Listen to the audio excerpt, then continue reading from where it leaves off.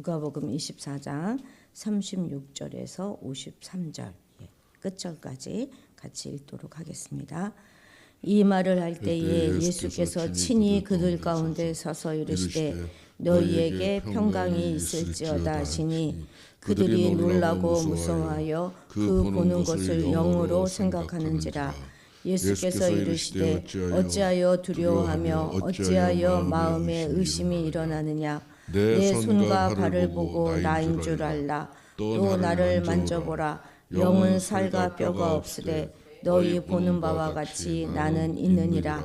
이 말씀을 하시고 손과 발을 보이시나 그들이 너무 기쁨으로 아직도 믿지 못하고 놀랍게 여길 때에 이르시되 여기 무슨 먹을 것이 있느냐 하시니 이에 구운 생선 한 도막을 드리니 받으사 그 앞에서 잡수시더라. 또 이르시되 내가 너희와 함께 있을 때에 너희에게 말한 바 곧 모세의 율법과 선지자의 글과 시편에 나를 가리켜 기록된 모든 것이 이루어져야 하리라 한 말이 이것이라 하시고 이에 그들의 마음을 열어 성경을 깨닫게 하시고 또 이르시되 이같이 그리스도가 고난을 받고 제3일에 죽은 자 가운데서 살아날 것과 또 그의 이름으로 죄사함을 받게 하는 회개가 예루살렘에서 시작하여 모든 족속에게 전파될 것이 기록되었으니 너희는 이 모든 일의 증인이라. 볼지어다 내가 내 아버지께서 약속하신 것을 너희에게 보내리니 너희는 위로부터 능력이 입혀질 때까지 이 성에 머물라 하시니라. 예수께서 그들을 데리고 베다니 앞까지 나가사 손을 들어 그들에게 축복하시더니 축복하실 때에 그들을 떠나 하늘로 올려지시니 그들이 그에게 경배하고 큰 기쁨으로 예루살렘에 돌아가 늘 성전에서 하나님을 찬송하니라. 아멘. 드디어 이제 누가복음의 끝을 우리가 오늘 읽었습니다. 내일부터는 이제 한 2주 정도 아가서를 볼 예정입니다. 누가는 이제 예수 부활의 그런 사실성을 여러 가지 증언들을 차곡차곡 쌓으면서 우리에게 설득력 있게 전해주고 있습니다. 빈 무덤에서 시작된 여인들의 증거, 거기에 또 베드로의 증언이 더해졌고 그리고 엠마오에서 돌아온 두 제자들의 생생한 증언이 이렇게 보태지면서 예루살렘 제자 공동체는 부활하신 예수님의 이야기로 가득 차고 있습니다. 이 마지막 서사는 누가복음 전체를 지금 매듭 지으면서 새로운 시작인 사도행전으로 전환하는 그런 역할을 하고 있는 것이죠. 교회의 정체성과 사명 그리고 새롭게 열릴 성령 시대를 조망해주고 있습니다. 엠마오에서 온 두 제자의 경험 이야기는 모든 제자들을 놀라게 하였습니다. 바로 그때 예수님께서 그 자리에 친히 임하셨어요. 제자들은 여전히 유대인으로부터의 위협을 느끼고 있었기 때문에 요한복음을 보면 그날 저녁 제자들은 유대인들을 두려워하여서 그 모인 집의 문을 철저히 봉사하였다 이렇게 기록하고 있지 않습니까? 그런데 그 모임 한가운데로 부활의 예수가 들어오신 것이죠. 36절 같이 읽겠습니다. 이 말을 할 때에 예수께서 친히 그들 가운데 서서 이르시되 너희에게 평강이 있을지어다 하시니. 아멘. 사실 지금 모인 이 모임은 인간적으로 말한다면 그렇게 좋은 관계의 모임은 아닙니다. 지금 엠마오의 두 사람은 남은 제자를 배반하고 떠났던 거였잖아요. 그런데도 이에 대한 감정 대립의 양상은 전혀 보이지 않고 있습니다. 그러자 이제 그 가운데 예수님께서 몸으로 그들 가운데 임재하셨어요. 예수님은 이들 가운데 나타나셔서 부활의 권능과 부활의 영광을 친히 계시해 주셨습니다. 오늘날 수많은 이들은 마치 예수님께서는 어떤 특별한 장소에만 임재한다고 생각하시는 사람들이 많습니다. 그래서 막 이리저리 예수님을 만나기 위해서 헤매고 다니는 것들을 우리가 어렵지 않게 볼 수 있습니다. 많은 이들은 대형 교회로 또는 산속으로 또는 어떤 특별한 능력이 있다 이렇게 하는 그 사람들에게로 몰려다닙니다. 그러나 이러한 이들을 향해 예수님께서 우리에게 변함없이 들려주시는 말씀이 있죠. 그것은 너희가 두세 사람이 내 이름으로 모인 그곳에 나도 그들 중에 있느니라. 이렇게 말씀해 주십니다. 우리 예수님은 위대한 어느 사람에게만 임재하시는 분 결코 아니시죠. 어느 특정한 대형교회에 가서 자리 잡고 계시는 분도 아니고, 그렇다고 영험한 산중에 계시는 분은 더더욱 아니죠. 예수님이 계시는 곳이 있다면 그것은 바로 예수님을 높이고 그를 받들고 그에게 예배하고 그를 기뻐하는 성도들의 모임 가운데 계시는 것입니다. 그래서 만약 우리가 예수님의 임재를 경험하고 예수님을 만나기 소원한다면 그럼 우리는 어떻게 해야겠습니까? 그럼 우리는 성도의 모임을 소중히 여겨야 하는 것이죠. 왜 예루살렘 성도들이 그렇게 성전에 모이기를 힘쓰고 기를 쓰고 애쓰면서 모였겠습니까? 바로 이것을 알았기 때문이죠. 혹시 우리는 교회의 모임을 등한히 하지는 않는가 한번 돌아보시기 바랍니다.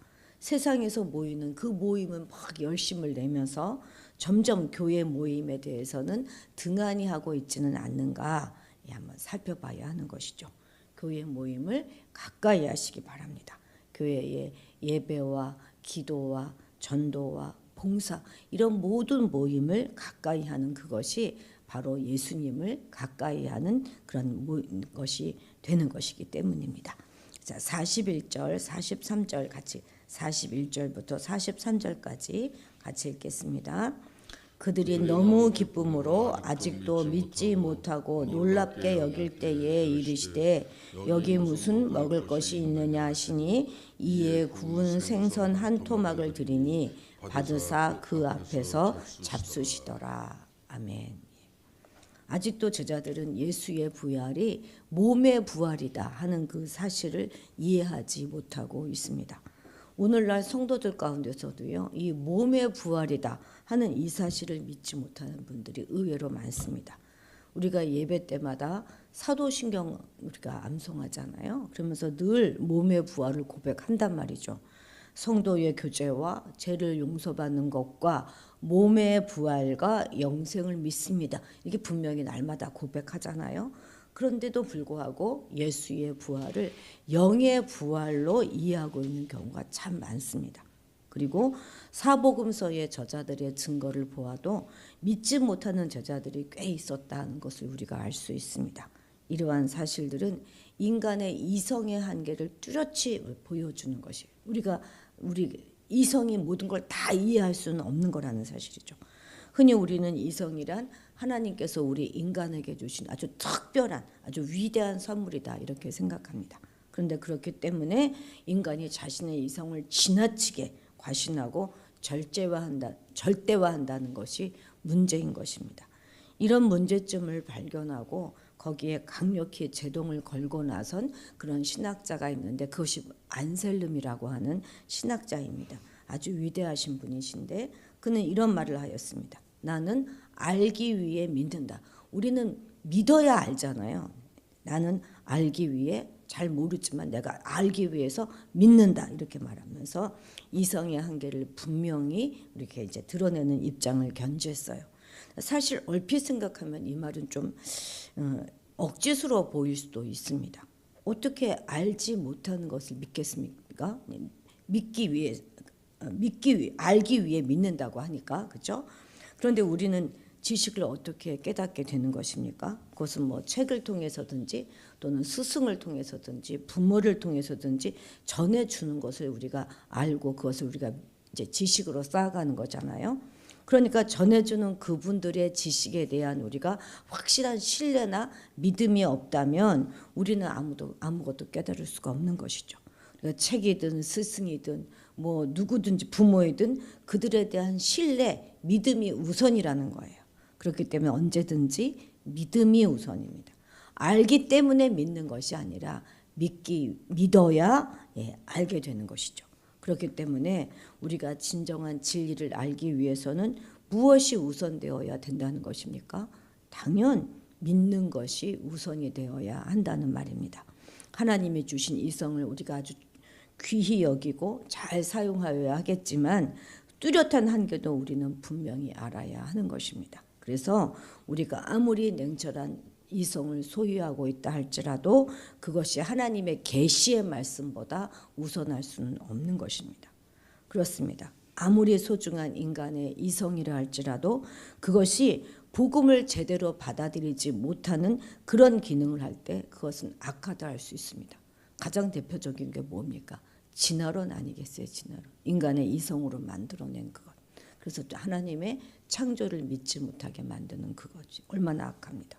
그러니까 그렇기 때문에 우리는 복음 앞에서는 잠시 우리의 이성을 좀 접어두고 하나님이 주시는 계시의 말씀을 붙들어야 하는 것입니다. 예수님께서는 당신의 부활에 대해서 아직도 의구심을 떨쳐버리지 못하는 제자들을 위해서 먹을 것을 달라 하셔서 친히 잡수셨습니다. 부활하신 예수님의 육체가 공복을 채워야 할 필요가 있었기 때문이다. 이렇게 믿는 사람이 누가 있겠습니까? 아무도 없어요. 오직 주님은 예수님의 그 부활체의 신비에 대한 제자들의 이해를 돕기 위해 이렇게 하신 것입니다.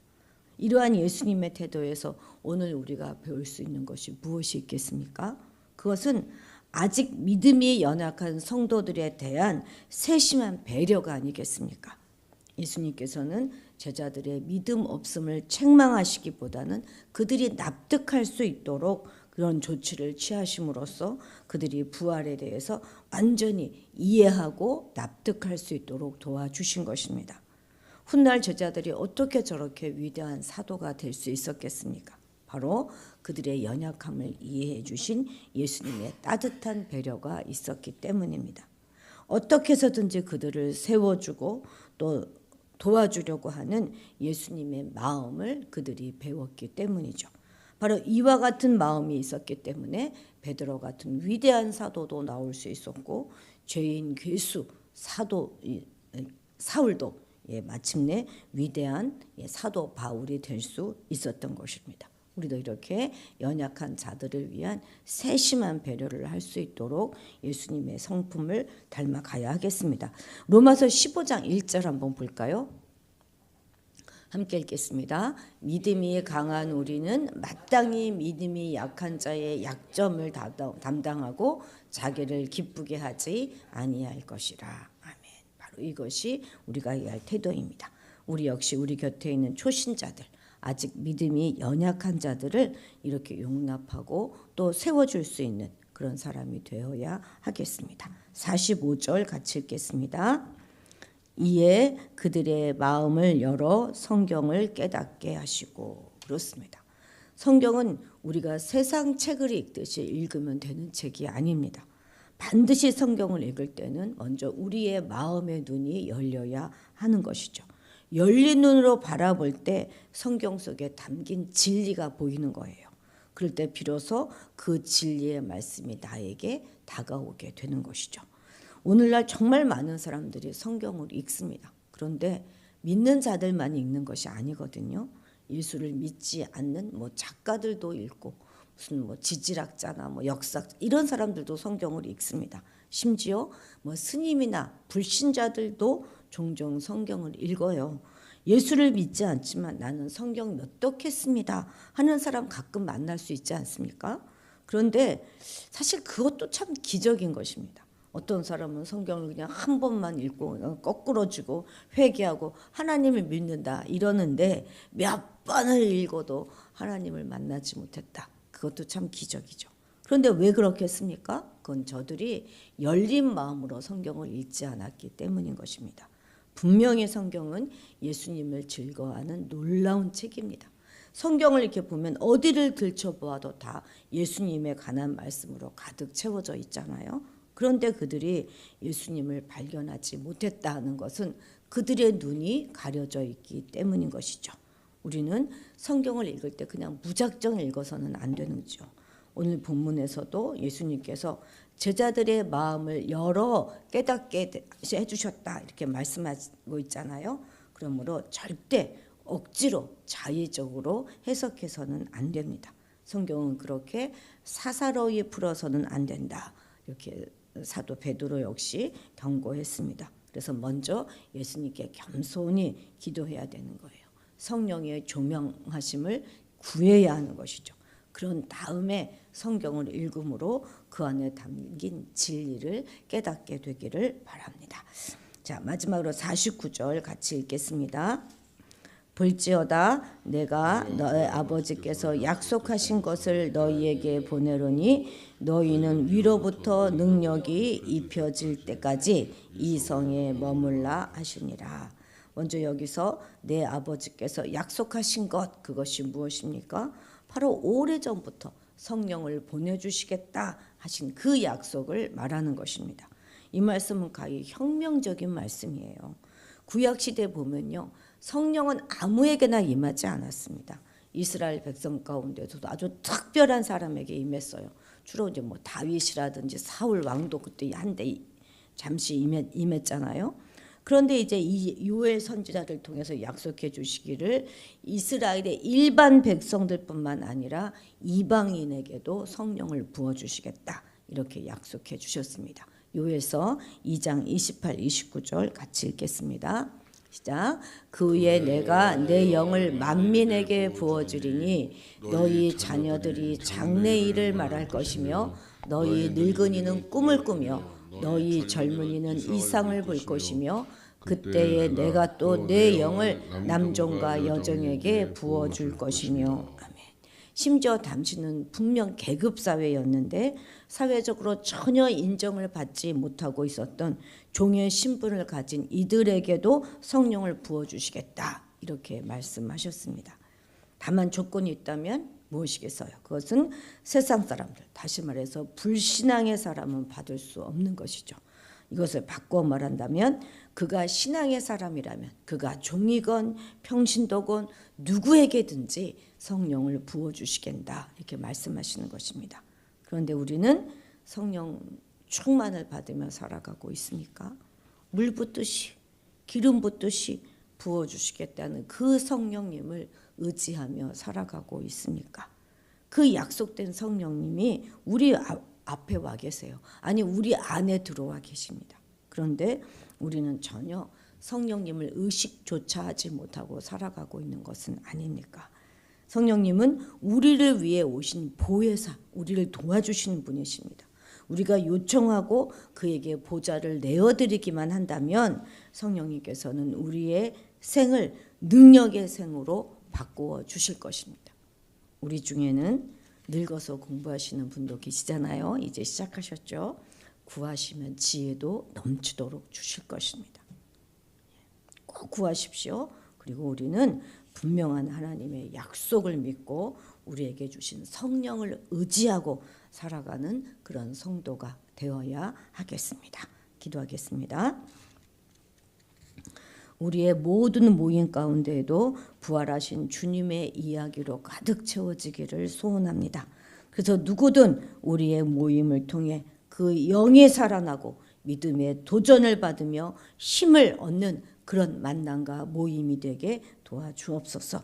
우리의 이성을 신뢰하는 자들이 아니라 믿음이 있기에 주의 진리가 또 계시의 말씀이 깨달아질 수 있도록 우리에게 믿음 충만을 주시고 눈을 열어 주옵소서.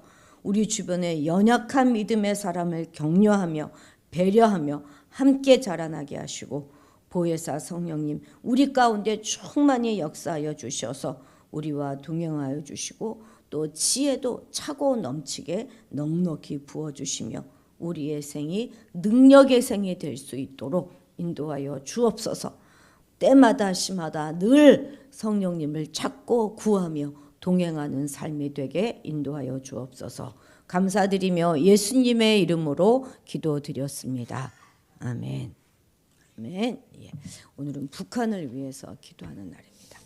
예. 북한을 위해서 기도해 주시고 또 교회를 위해서 우리 나라를 위해서 기도하기를 우리가 멈추지 말아야 하겠습니다.